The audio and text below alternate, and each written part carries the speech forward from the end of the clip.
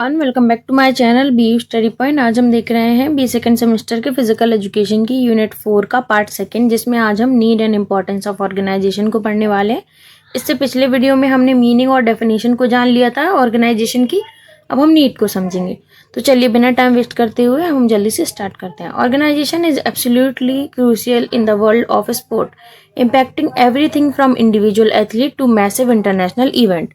तो देखिए, खेल या स्पोर्ट्स की दुनिया में ऑर्गेनाइजेशन बहुत महत्व रखता है और यह इंडिविजुअल एथलीटों से लेकर विशाल इंटरनेशनल इवेंट तक हर चीज को प्रभावित या फिर कह लीजिए इम्पैक्ट करता है।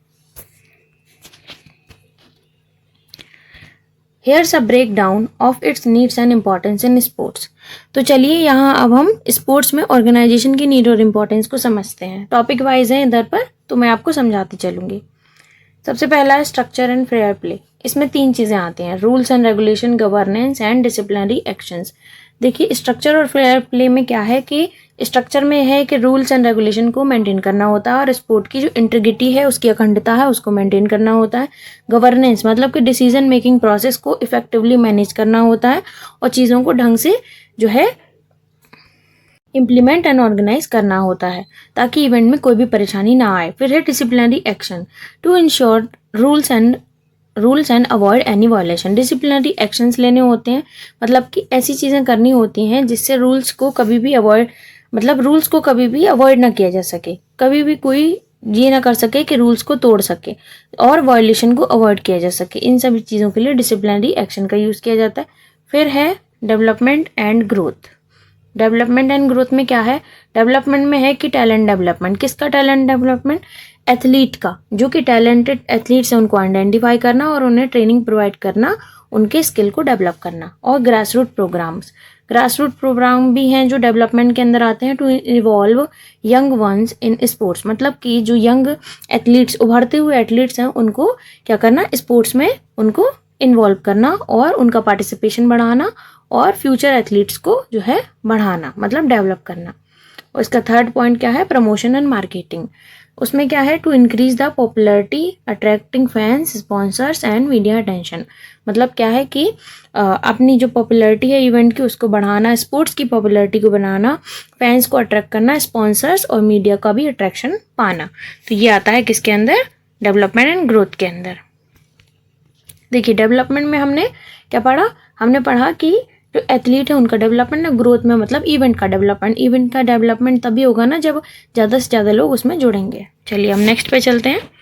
नेक्स्ट है competition and event. Competition and event, इसका फर्स्ट टॉपिक है ऑर्गेनाइजिंग कंपटीशन।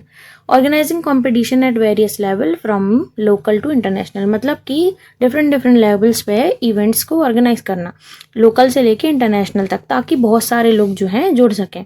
जुड़ेंगे तो पॉपुलैरिटी बढ़ेगी, स्पोर्ट्स की पॉपुलैरिटी बनेगी, लोगों में जागरूकता बढ़ेगी कि स्पोर्ट्स भी जो है एक इम्पॉर्टेंट एस्पेक्ट होता है। तो उसके लिए चलिए नेक्स्ट है सेटिंग स्टैंडर्ड्स। सेटिंग स्टैंडर्ड मतलब कि कुछ क्वालिफिकेशंस रख देनी है कि भाई इतना आपको चाहिए, अगर आप इतना क्वालिफाइड हो तो आपको ऐसे गेम में खेलने के लिए मिलेगा, रैंकिंग प्रोवाइड करना और प्राइज मनी देना। ये क्या करता है? ये क्रेडिबिलिटी और प्रेस्टीज ऐड करता है किसी भी इवेंट में। क्रेडिबिलिटी मतलब होता है प्रामाणिकता, जो है वो उसको ऐड करता है, और प्रतिभा बढ़ाता है, प्रतिभा और सम्मान को बढ़ाता है। प्रेस्टीज मतलब होता है प्रतिभा या सम्मान। तो ये स्टैंडर्ड्स को सेट करने से ये पता चलता है कि जो इवेंट होने वाला है उसका एक औहदा है, वो ऐसा ही कोई आम इवेंट नहीं है, उसका एक औहदा है। इसलिए उसके लिए क्वालिफिकेशंस होंगे, रैंकिंग होगी और जो प्राइज है उसमें मनी भी दिया जाएगा, ताकि लोगों को लगे कि ये प्रमाणित है और सम्मानित जो है इवेंट होने वाला है। फिर नेक्स्ट है athlete support, like financial, medical, training और equipment support to athlete.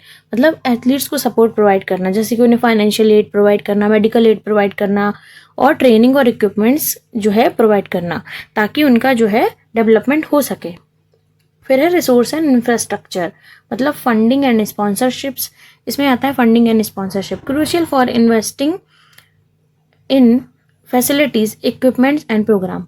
Funding और स्पॉन्सरशिप क्यों ज़रूरी होता है? ताकि हम फैसिलिटीज़ को बढ़ा सकें, इवेंट इक्विपमेंट्स को भी मतलब इक्विपमेंट्स को खरीद सकें और प्रोग्राम को और भी ज़्यादा अच्छा बना सकें। देखिए, अगर फंडिंग और स्पॉन्सरशिप नहीं आएगी, पैसा नहीं होगा, तो कैसे चीज़ें चलेंगी? तो उसके लिए funding and sponsorship are very crucial. फिर नेक्स्ट है infrastructure development, maintaining sport facilities and quality venue और एथलीट ट्रेनिंग एंड कंपटीशन। मतलब कि इंफ्रास्ट्रक्चर मतलब देखिए, जो जगह हो रही है ना, जो वेन्यू सेलेक्ट हो रहा है, ये जहाँ पे जो एथलीट्स हैं जो तैयारी कर रहे हैं, ट्रेनिंग ले रहे हैं, उन सब चीज़, उन जगह को मेंटेन करने की बात हो रही है कि स्पोर्ट फैसिलिटीज़ को मेंटेन करना, जो वेन्यू है वहाँ उसको जो है मेंटेन करना, उसकी क्वालिटी को मेंटेन करना, और ताकि जो एथलीट्स हैं वो अच्छे से वहाँ पे ट्रेनिंग और कंपटीशन कर पाएँ। फिर नेक्स्ट है resource allocation. Resource allocation ensure the use of fund efficiently to support the growth and development of sports।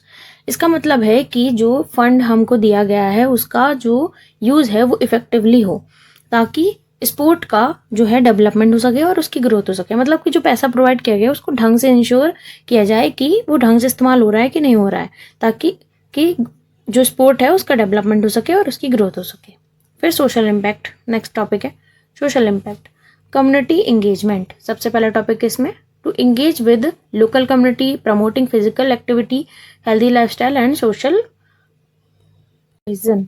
तो देखिए, कम्युनिटी इंगेजमेंट मतलब क्या है कि जो लोकल कम्युनिटी है उसको जो है इन्वॉल्व किया जाए, उसे इंगेज किया जाए फिजिकल एक्टिविटीज़ या फिजिकल एजुकेशन को प्रमोट करने के लिए, हेल्दी लाइफस्टाइल को जो है प्रमोट करने की, और सोशल कोऑर्डिनेशन को भी प्रमोट करने के लिए। मतलब कि इसमें यह है कि कम्युनिटी को इंगेज करना है, लोकल कम्युनिटी जो है उनको इंगेज करना, उन्हें अवेयर करना है किसके बारे में, फिजिकल एजुकेशन के बारे में, हेल्दी लाइफस्टाइल के बारे में। फिर नेक्स्ट है रोल मॉडल, रोल मॉडल्स को लाना, मतलब creating role models to inspire the young generation to participate in sports and pursue their dreams. मतलब कि जैसे अगर हम एग्जाम्पल ले लें तो अगर क्रिकेट का कोई टूर्नामेंट होने वाला है तो वहाँ पे एक अच्छे खासे बड़े जो है खिलाड़ी को बुलाएंगे, ताकि लोग जो वहाँ खेलने वाले हैं, जो एथलीट वहाँ खेलने वाले हैं, उनके लिए एक वो रोल मॉडल की तरह होगा कि मुझे इसकी तरह बनना है, मुझे उसकी तरह बनना है। तो इसीलिए एक रोल मॉडल को क्रिएट करना, उसे बुलाना, ताकि जो यंग जनरेशन है वो क्या करे, इंस्पायर हो, और उससे इंस्पायर होके क्या करे, पार्टिसिपेट करे स्पोर्ट में बढ़ चढ़ के, और अपने ड्रीम्स को पा सके। फिर नेक्स्ट है positive value, such as teamwork, sportsmanship, discipline and respect contribute to all overall development of individual and society।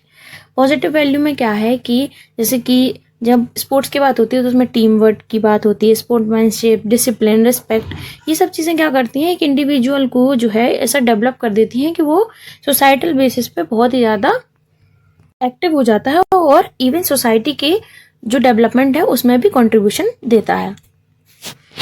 हमारे ये टॉपिक्स थे जितने हमने कवर किया यहाँ पर। हमें क्यों ज़रूरत होती है एक ऑर्गेनाइजेशन की, क्या उसकी ज़रूरत होती है, क्या उसकी importance. In essence the organizations are backbone of sport, providing the structure, resources and leadership necessary for the sport to thrive.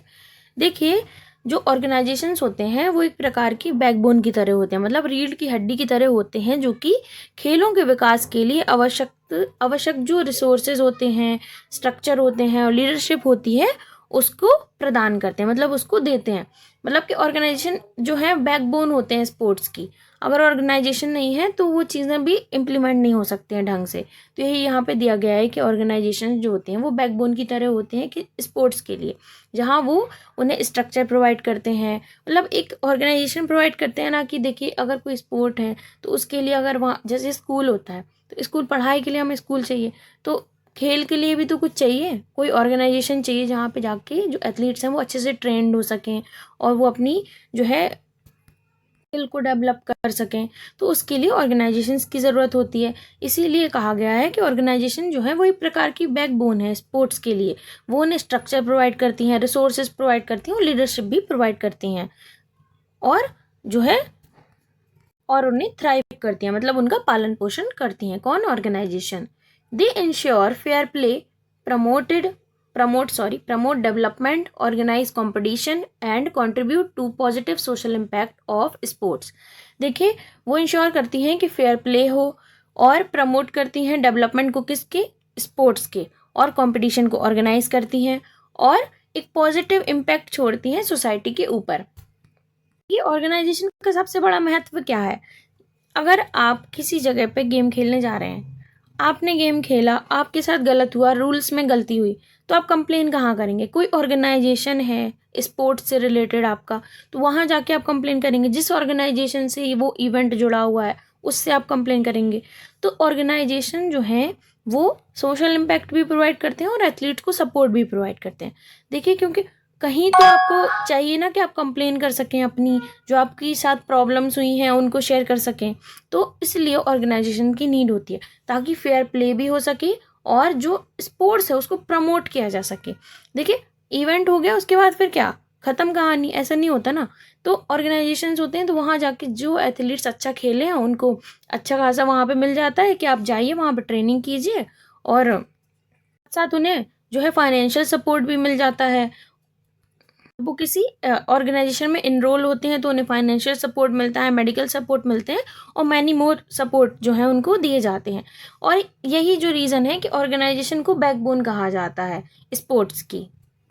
हाँ, हमने अच्छे से समझा कि क्यों जो है नीड होती है और इम्पोर्टेंस क्या होती है एक ऑर्गेनाइजेशन की स्पोर्ट्स के अंदर। अब नेक्स्ट जो टॉपिक है वो है SAI, मतलब स्पोर्ट अथॉरिटी ऑफ इंडिया, जिसे हम नेक्स्ट वीडियो में कवर करेंगे। अगर आपको वीडियो पसंद आया है तो please like share and subscribe ज़रूर कीजिएगा, और अगर और अच्छा लगा है तो एक कमेंट भी कर सकते हैं। और मैं आपको बता दूँ कि इसके पिछले की सभी यूनिट्स जो हैं वो चैनल पर अपलोडेड हैं। अगर आपने वो नहीं देखी तो आप जाकर देख सकते हैं, एक अलग से प्रॉपर प्लेलिस्ट बनी हुई है, आप उसमें जाके विजिट कर सकते हैं। तो चलिए मिलते हैं नेक्स्ट वीडियो में। तब तक आप इन सब चीज़ों को पढ़िए, समझिए, अच्छे से नोट्स बनाते चलिए। वीडियो को देखते देखते नोट्स बनाया कीजिए, आपको आसानी होगी, समझ भी आ जाएगा जल्दी से और सब कुछ याद भी हो जाएगा। तो चलिए मिलते हैं नेक्स्ट वीडियो में। I hope you all like this video. Thank you for watching.